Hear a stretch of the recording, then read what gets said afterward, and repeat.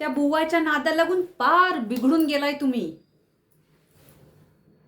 रस्त्यावर भीक मागायची वेळ आणू नका, म्हणजे मिळवलं. तोंड वर करून मोठे मोठे शब्द बोलून ते गुरुकुल चालू केलं. शिकवण्याही चालू झाल्या, पण ना हाती पैसा न काही. त्या स्वामीने सांगितलं, कुणाकडेही पैसे मागायचे नाहीत.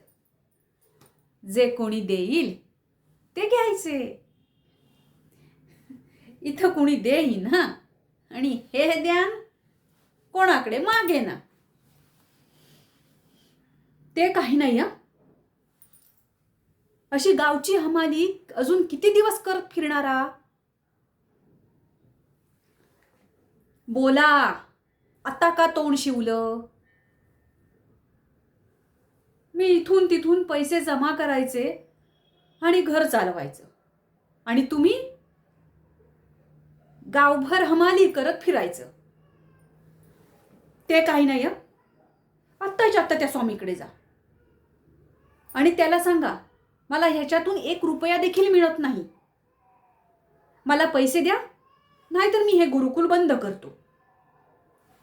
जरा खडसावूनच सांगा, मग बघा कसे पैसे सुटतील. भोळा चेहरा, नुसतंच नाव, फायदा घेतय सारं गाव.